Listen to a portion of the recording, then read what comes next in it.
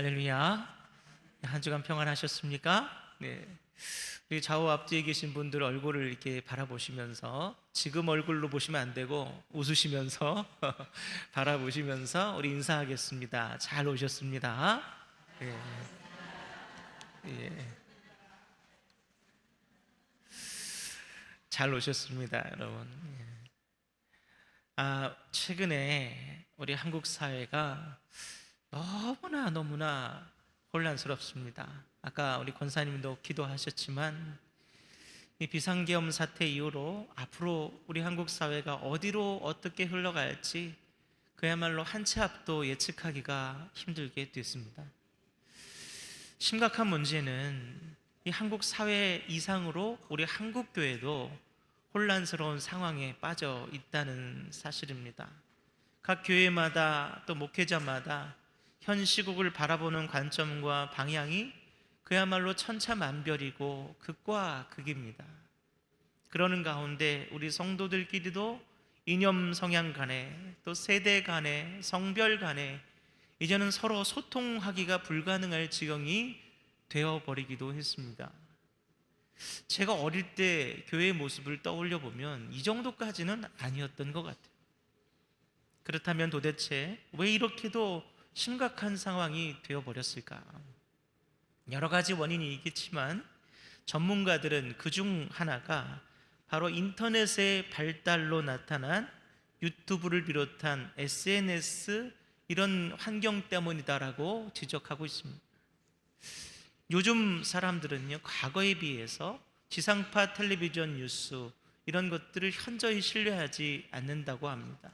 대신에 자신의 성향이나 생각과 비슷한 방향의 정보를 선택할 수 있는 인터넷, 유튜브, SNS를 더 신뢰한다는 거예요. 그러다 보니까 아이들이 자기가 먹고 싶은 음식만 골라서 먹으려 하는 편식처럼 정보에 대한 편식 성향이 일어나는 겁니다. 편식이 건강에 좋지 않은 것처럼 정보 편향 또한 당연히 우리들에게 해롭습니다. 이것을 전문적인 용어로 확증 편향이라고 해요. 이 확증 편향이 심각해지면 내가 보고 싶은 것만 보고 듣고 싶고 원하는 그 정보만을 반복적으로 편식을 하면서 그것으로 인해서 형성된 그 가치관으로 세상을 바라보고 사람들을 바라본다는 거예요. 그래서 어떤 분들은 당장이라도 공산주의자들이 대한민국을 다 잡아먹을 것처럼 불안에 덜덜 떨기도 하고, 또 어떤 분은 아직 청산되지 않은 일제의 잔재들이 이 나라를 다시 팔아먹으려고 획책하고 있다고 막 분노하는 분들도 계셔요. 이런 상황에서 여러분, 가장 행복한 비명을 지르고 있는 사람들이 누군지 아십니까? 바로 그러한 극단적이고 자극적인 정보를 생성해서 팔아먹는 정보상인들, 소위 유튜버들만 녹아나는 거예요. 유튜버들이 양산한 자극적인 정보로 인해서 마음이 불안해지고 두려워진 사람들이 다시 그 유튜버들로부터 더 많은 정보를 얻기 위해서 후원금을 보내게 되는 이러한 방식으로 그들은 이 갈등 상황에, 모든 사람이 고통스러워하고 있는 이 상황에서 천문학적인 돈을 벌고 있어요. 호재예요, 호재. 그리고 그럴수록 돈 욕심에 사로잡힌 유튜버들의 정보는 더 자극적이고 더 극단적이 됩니다. 저는 이러한 사람들을 현대판 거짓 선지자라고 부릅니다. 성도 여러분, 제가 이렇게 장황하게 오늘 설교의 서두를 시작한 것은 이 현 사회에 일어나는 일들에 대한 분석이나 시대 유감을 말하고자 함이 아닙니다. 이 혼란한 시대에 정확한 사실 정보가 무엇인지 모호해지고, 그래서 확증 편향으로 인해서 근거 없는 혐오와 미움과 갈등이 심화된 이 시기에 예수 그리스도의 제자된 우리 교회와 성도들은 과연 뭘 보고 뭘 듣고 뭘 행해야 하는가, 바로 이것에 대해서 여러분에게 말씀드리고자 하는 거예요.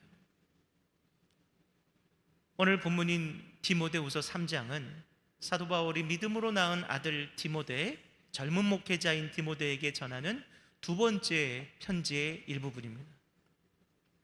이 편지의 서두에서 사도 바울은 말세의 전형적인 현상에 대해서 묘사하고 있는데, 결론적으로 바울은 당시의 시대 상황이 말세적 현상을 겪고 있다라고 말하고 있는 거예요. 오늘 본문 1절에서 5절까지 말씀을 쭉 한번 보겠습니다. 우리 함께 읽어보도록 하겠습니다. 너는 이것을 알라. 말세에 고통하는 때가 이르러 사람들이 자기를 사랑하며 돈을 사랑하며 자랑하며 교만하며 비방하며 부모를 거역하며 감사하지 아니하며 거룩하지 아니하며 무정하며 원통함을 풀지 아니하며 모함하며 절제하지 못하며 사나우며 선한 것을 좋아하지 아니하며 배신하며 조급하며 자만하며 쾌락을 사랑하기를 하나님 사랑하는 것보다 더하며 경건의 모양은 있으나 경건의 능력은 부인하니 이 같은 자들에게서 내가 돌아서라. 아멘. 성도 여러분, 종종 우리는 말세다 말세야 라는 말을 하고 삽니다. 그것은 이 세상을 위기에 빠뜨릴 수 있을 만큼의 혼란스러운 상황을 표현하는 말이에요. 요즘 세상이 왜 이러지? 사도 바울은 당시의 세상이 극도로 혼란스러운 말세적인 현상을 보이고 있다고 이 말씀을 통해서 말하고 있는 거예요. 그리고 그가 그렇게 판단한 이유는 뭐냐면 경제가 어렵다거나 군사적인 위협이 있어서가 아니었습니다. 앞에서 읽으신 말씀처럼 사도 바울은 당시의 사람들이 상식적인 선을 한참 넘어서서 매우 극단적인 성향들을 보이고 있다는 거예요. 탐욕과 교만과 이기심과 증오와 비방과 불경건이 극에 달한 사회, 도덕적 윤리적 기준도 가치도 염치도 사라져버린 사회, 온통 자극적이고 극단적인 방향으로 치달아버리고 있는 사회, 그것이 바로 말세적 사회, 말세적 현상인 것입니다. 그래서 이러한 사회를 사는 사람들은 이 먹고 사는 거하고 상관없이 고통을 느낀다는 거예요. 여러분, 우리 매일 고통을 느끼고 있지 않습니까? 지금 사도 바울은 그처럼 말세적 현상을 겪는 이 세상에서 디모데와 그가 섬기는 교회를 향하여서, 또 오늘날 극도의 혼란스러움을 겪는 가운데 고통받고 있는 바로 저와 여러분, 그리고 우리 한국 교회를 향하여 무엇이 참된 답인지를 선언하고 있습니다. 그리고 결론적으로 그 답은 바로 하나님의 말씀이라. 그리고 저 또한 오늘 이 강단에서 이 사도 바울의 결론과 같이 말씀이 답이다, 이 주제로 여러분에게 설교하고자 합니다. 오늘 주시는 말씀 가운데 여러분에게 성령의 감동하심이 있어 이 혼란스러운 말세적 세상 속에서도 진리의 빛으로 자유함을 누리게 되시기를 주님의 이름으로 간절히 축원합니다. 첫째로 오늘 저는 여러분에게 진리의 말씀으로 알고리즘을 만들라, 이렇게 권면합니다. 우리 15절 말씀을 다 같이 함께 읽겠습니다. 15절입니다. 또 어려서부터 성경을 알았나니 성경은 능히 너로 하여금 그리스도 예수 안에 있는 믿음으로 말미암아 구원에 이르는 지혜가 있게 하느니라. 아멘. 여러분, 알고리즘이 무슨 말인지 아세요? 우리 어르신들 혹시 아세요? 굉장히 생소하고 어려운 용어인 것 같지만 별거 아닙니다. 요즘에 우리 어르신들도 핸드폰 너무 잘하십니다. 스마트폰, 인터넷, 유튜브를 즐겨보시는 어르신들이 굉장히 많이 있습니다. 길거리를 지나가 보면 소리 크게 틀어놓으시고 유튜브를 하루 종일 보고 계신 어르신들도 계세요. 여러분이 유튜브로 요리에 대한 동영상 한 편을 딱 시청하고 나면 어떻게 됩니까? 그 다음부터는 갑자기 요리 관련한 영상이 뜨문 그 화면에 나타나요. 그래서 한두 번 더 봐요. 그러면 어떻게 됩니까? 다음부터는 아예 요리에 대한 영상만 가득 찹니다. 너 이거 좋아하는구나. 그러면서 막 올려주는 거예요. 영상을 시청하는 사람의 선택과 기호를 이 검색 엔진의 인공지능이 기억했다가 너 이거 좋아하는구나 하면서 관련된 것만 쏙쏙 알아서 골라 바치는 게 바로 알고리즘이에요. 그래서 우리가 여러분 특정 성향의 영상을 하나를 보게 되면 그 이후부터는 그 성향의 영상만 계속 나와서 하루 종일 그것만 보는 거예요. 그러면서 결국 이 세상을 우리는 온통 한 가지 성향의 시각으로만 바라보게 됩니다. 이게 바로 전형적인 확증 편향이에요. 성도 여러분, 저는 오늘 여러분들에게 여러분이 보고 계시는 그러한 유튜브의 알고리즘 같은 것이 아니라 하나님의 말씀이 주시는 진리의 알고리즘을 만들어 가시기를 간절히 권면합니다. 오늘 내가 묵상한 하나님의 말씀이 또 다른 말씀에 대한 갈급함으로 이어지고, 그래서 얻어진 그 말씀이 또 나를 더 깊은 진리의 말씀으로 인도하는, 말씀으로 이어지는 그 진리의 알고리즘이 우리 안에 있어야 된다는 거예요. 지난 한 주간 동안 신년 특별 새벽 기도회가 있었습니다. 아십니까? 많은 분들이 참여하셔서 새벽부터 뜨겁게 찬양하고 갈급한 마음으로 말씀 듣고 간절하게 부르짖으며 기도하는 일주일이 너무 은혜스러웠고 또 너무 감사했습니다. 듣기로 특별히 말씀의 은혜를 받으신 분들이 몇 분 계셨는데 그중 한 분이 신기한 경험을 했대요. 집에서 혼자 이렇게 말씀을 막 읽는데 이해가 안 가는 게 있어요. 그런데 다음날 새벽에 설교를 들으면서 그 부분에 대한 답을 하나님께서 꼭 주시더라고요. 저는 무릎을 탁 쳤습니다. 이게 말씀의 알고리즘이구나. 사모하는 자에게, 말씀을 깨달으려고 하는 자에게 계속해서 그 말씀이 툭툭 튀어나오는 그 말씀의 진리의 알고리즘. 여러분에게 필요한 알고리즘은 유튜브의 알고리즘이 아니라 바로 그러한 진리의 알고리즘이라는 거예요. 여러분, 이와 같이 말씀을 사모하는 자에게 진리의 말씀은 더 자주, 더 가까이, 더 강력하게 역사하신다는 것을 여러분 기억하시기 바랍니다. 사랑하는 성도 여러분, 본문 15절에서 사도 바울은 디모데에게 내가 어려서부터 성경을 알아왔다라고 말하면서 그 알아온 진리의 말씀들이 결국 너에게 믿음으로 구원에 이르게 하는 지혜가 되었음을 말하고 있어요. 여러분, 유튜브의 알고리즘은 우리를 밤새 피곤하게 합니다. 다크서클이 내려오게 만들어요. 그리고 불안하게 하고 우리에게 한정된 시야를 갖게 만들 뿐이지만, 어릴 때부터 혹은 오랜 시간 동안 진리의 말씀을 사모함으로 진리에서 진리로 인도함을 받는 그 말씀의 알고리즘이 형성된 성도는 구원에 이르는 참된 지혜를 얻게 된다는 거예요. 여러분, 이를 기억하시고 말세적 현상을 겪는 세상 가운데 편향된 정보로 왜곡되지 않고 성령의 인도하심 가운데 매일 매순간 알고리즘된 그 말씀으로 구원의 지혜를 얻어가시기를 주님의 이름으로 간절히 축원합니다. 둘째로, 저는 여러분에게 말씀의 프리즘을 통해 세상을 바라보라 권면하겠습니다. 우리 16절 말씀을 다 같이 함께 읽어보겠습니다. 읽습니다. 모든 성경은 하나님의 감동으로 된 것으로 교훈과 책망과 바르게 함과 의로 교육하기에 유익하니. 아멘. 여러분, 본문에서 사도 바울은 모든 성경은 하나님의 감동으로 됐다, 그렇게 말하고 있어요.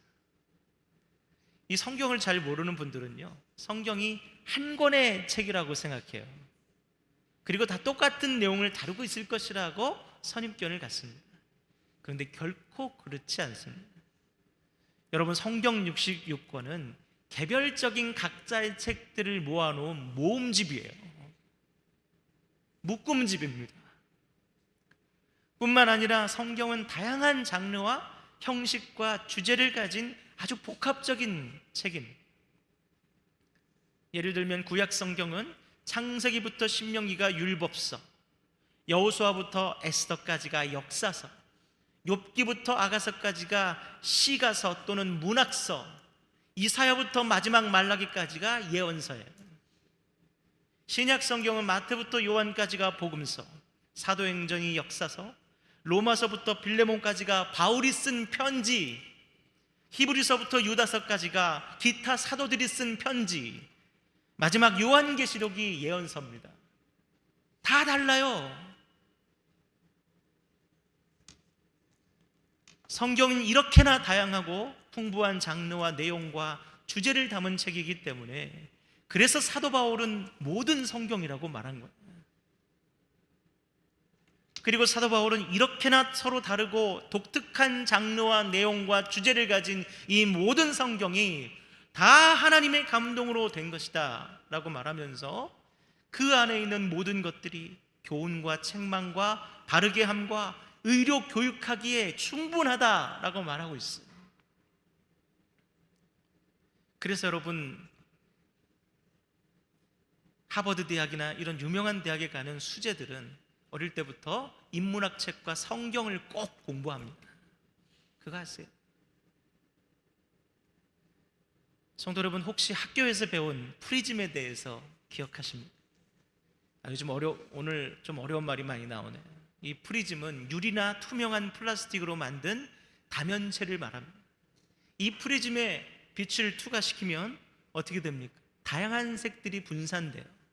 굴절돼서 나타납니다. 무지개가 나타나는 거예요. 17세기에 아이작 뉴턴은 이 프리즘을 통해서 우리가 보는 백색광의 빛, 대낮에 보는 그 빛이 한 가지 색깔이 아니라 여러 가지 색의 빛으로 되어 있음을 발견했습니다. 이 프리즘과 같이 여러분, 하나님의 말씀인 이 성경은 진리의 빛이 하나가 아니라 66권이라는 성경의 책 권수만큼이나 다양하다는 것을 우리에게 보여주고 있습니다. 예를 들어서 율법서인 신명기 말씀만 여러분이 계속해서 파고들어 읽어보세요. 그러면 어떤 생각이 머릿속에 박히냐? 율법을 잘 지키면 축복받고 율법을 어기면 저주를 받아. 이것만 읽어보세요. 그러면 이 교훈에만 천착이 되는 거예요. 그래서 누군가가 불행을 당하면 그 사람 요즘 교회도 안 나오고 신앙생활 소홀히 하더니 그렇게 됐지?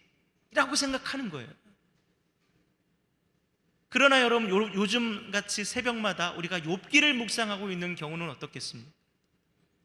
고난은 반드시 죄로 인한 결과가 아니구나, 더 깊은 진리를 드러내시기 위한 하나님의 섭리일 수 있구나, 이렇게 생각할 수 있다는 거예요. 즉 성경은 단순히 예수 천국 불신 지옥을 말하고 있는 한 가지 색깔의 빛이 아니라 하나님의 섭리 가운데 인간의 다양한 삶에 대한 그 각각의 이해와 경험과 성찰을 담고 있는 총천연색의 빛이요 총천연색의 진리라는 거예요.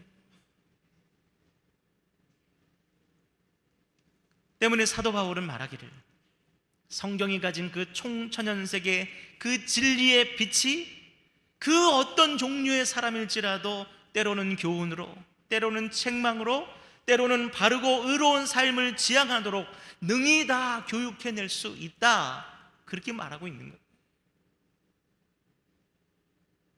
사랑하는 성도 여러분, 이처럼 성경은 우리 인생의 다양성만큼이나 다양한 진리의 말씀을 담고 있습니다.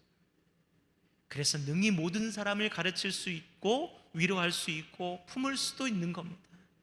몇몇 일부 사람만을 품기 위한 말씀이 아니라는 거예요. 이를 기억하시고 그 다양하고 풍성한 진리의 말씀을 폭넓게 묵상하심으로 이 세상과 사람을 바라보실 때 편향되거나 경직되거나 혐오하거나 차별함 없이 모든 사람을 포용하시고 사랑하시는, 심지어 자신을 찌른 자까지 용서하신 그 주님의 따뜻한 눈으로 세상을 바라보게 되시기를 주님의 이름으로 간절히 축원합니다. 마지막으로 여러분에게 드리는 권면은 여러분의 모든 사고와 행동의 목적과 그 동기가 하나님의 말씀이 되게 하라는 거예요. 우리 17절 말씀을 다 같이 함께 읽겠습니다. 17절입니다. 읽습니다. 이는 하나님의 사람으로 온전하게 하며 모든 선한 일을 행할 능력을 갖추게 하려 함이라. 아멘. 여러분, 사람의 이 사고와 행동에는 늘 어떤 목적과 동기가 있습니다. 본문 2절에서 사도 바울은 말세에 두드러진 현상으로서 사람들의 사고와 행동의 목적과 동기가 자기를 사랑하는 것이라고 기록하고 있습니다. 사회학자들은 오늘날 한국 사회의 이 혼란스러움에 대해서 단지 정치적인 이유가 아니라 더 근본적인 이유가 있다고 분석하고 있습니다. 그것은 바로 현대 한국인들의 극도의 자기애적 성향, 즉 개인주의와 이기심이 심화된 사회가 바로 이 한국 사회이기 때문이라고 말하고 있습니다. 우리 현대의 한국인들은 초경쟁 사회에서 살아남으려고 애쓰다 보니까 같이 더불어 살아가야 될 이웃들을 제끼고 이기고 극복해야 될 경쟁 상대로만 여긴다는 거예요. 누가 잘 되면 배가 아픈 거예요. 그리고 개인의 삶의 질을 위해서 결혼도 안 해요. 아이도 안 낳아요. 가족도 필요 없어. 공동체도 필요 없어요. 그러다 보니 저출산, 인구절벽, 노령화, 미래 동력이 상실되고 더 잘 살기 위해서 나를 사랑했지만 이 한국 사회는 점점 소멸로 가고 있다는 거예요. 이것이 바로 여러분 종말적 현상, 말세적 현상이라는 거예요. 때문에 사도 바울은 말합니다. 성도의 모든 사고와 행위의 동기와 목적은 자기애가 아니라 하나님의 말씀이어야 한다고 말이에요. 그리고 17절 말씀에서 그와 같이 하나님의 말씀이 삶의 동기와 목적이 될 때 비로소 선한 일을 행할 수 있는 능력을 갖추게 된다라는 거예요. 성도 여러분, 이처럼 오늘날 이 한국 사회를 멍들게 하고 소멸로 달려가게 하는 극단적인 자기애와 이기심은 오직 이 하나님의 말씀으로만 극복할 수 있다는 것을 여러분 기억하시기 바랍니다. 하기에 사랑하는 성도 여러분, 올 한 해 부디 이 하나님의 말씀으로 뜨겁게 돌아가시기 바랍니다. 전심으로 사모하시기 바랍니다. 이 말씀만이 이 혼란한 세상 가운데 앞날을 예측할 수 없는 불확실성 가운데 우리 인생의 유일한 해답임을 믿으시고 말씀을 통해 선한 일을 행할 능력을 갖추심으로 이 상처투성이의 세상을 치유하고 변화시키시는 주님의 참된 제자들이 되시기를 다시 한번 간절히 축원합니다. 기도하겠습니다. 하나님 아버지, 감사합니다. 이 혼란스러운 세상에, 극단으로 치닫는 세상에, 사랑이 식어지고 불법이 성하고 있는 이 세상에, 이 세상을 치유하고 고통받는 사람들을 치유할 유일한 해답은 하나님의 살아있는 말씀밖에 없음을 하나님 깨닫게 해 주셨습니다. 하나님, 이제 그 주님의 말씀이 우리의 삶을 치유하고 회복하고 이 멍든 사회를 치유하고 회복함을 믿음으로 선한 능력을 회복하여 하나님 아버지, 이 땅을 치유하기를 원하는 사랑하는 주의 성도들을 주님의 말씀으로 붙들어 주시고 그 말씀의 다양함으로, 그 말씀의 따뜻함으로 우리 모든 성도들의 마음을 먼저 데펴시고 먼저 하나님 풍성케 하셔서 능히 하나님 어떤 사람일지라도 어떤 누구일지라도 하나님 차별 없이 받아들이며 품에 안으며 이 땅을 하나님의 나라로 만들어가는 주님의 제자들이 다 될 수 있도록 저희를 붙들어 주시옵소서. 예수님의 이름으로 기도드립니다. 아멘.